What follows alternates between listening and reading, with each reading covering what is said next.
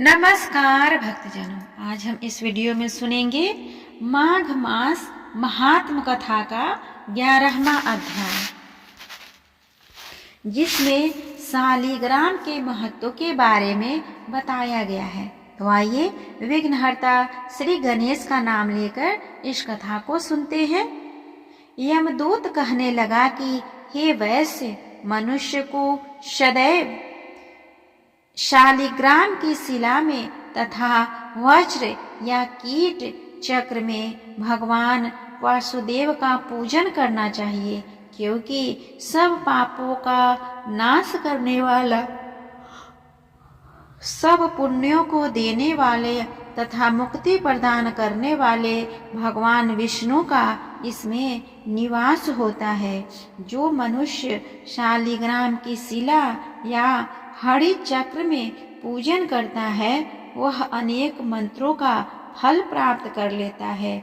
जो फल देवताओं को निर्गुण ब्रह्म की उपासना में मिलता है, वही फल मनुष्य को भगवान शालिग्राम की पूजा करने से यमलोक को नहीं देखने देता।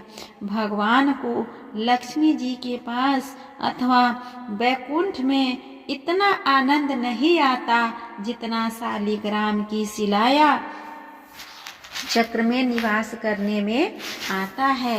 स्वर्ण कमल युक्त करोड़ों शिवलिंग के पूजन से इतना फल नहीं मिलता जितना एक दिन शालिग्राम के पूजन से मिलता है। भक्ति पूर्वक शालिग्राम का पूजन करने से विष्णु लोक में वास करने मनुष्य चक्रवर्ती होता है।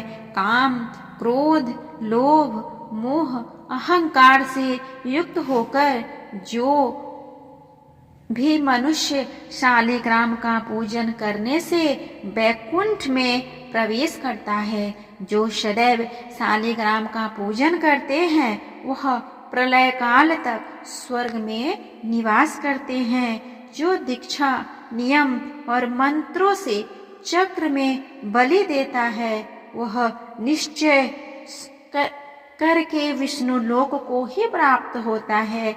जो शालिग्राम के जल से अपने शरीर का अभिषेक करता है, वह मानो संपूर्ण तीर्थों में स्नान करता है।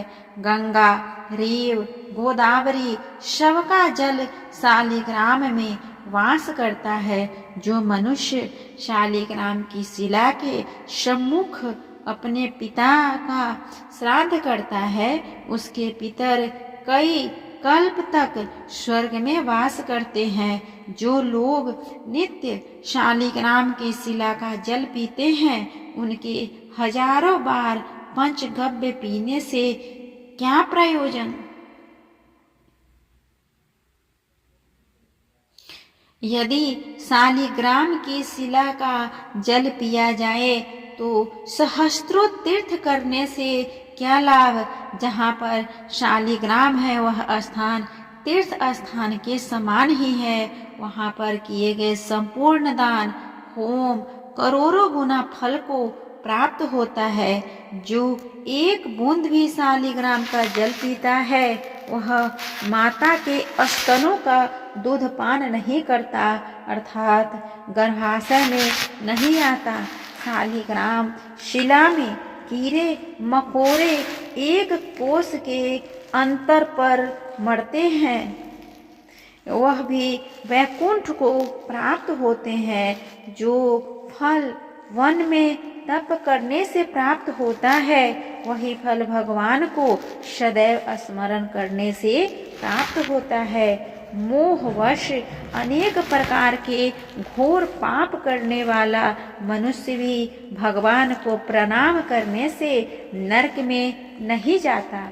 संसार में जितने तीर्थ और पुण्य स्थान हैं, भगवान के न केवल नाम मात्र के कारण से प्राप्त होते हैं। माघ महात्म के 12वें अध्याय के लिए इस तरह हमने सुना माघ मास महात्म कथा का 11वां अध्याय। यह व्रत कथा आपको कैसा लग रहा है प्लीज कमेंट करके बताएं, और अगर अच्छा लगे तो कमेंट बॉक्स में राधे राधे लिखना ना भूलें। तब तक के लिए आप सभी से मिलते हैं इस माघ महात्म कथा के 12वें अध्याय में। तब तक के लिए आप सभी पर भगवान श्री हरि विष्णु और माता लक्ष्मी अपनी कृपा बनाए रखे। ओम नमो भगवते वासुदेवाय नमः। ओम लक्ष्मी नारायणाय नमो नमः।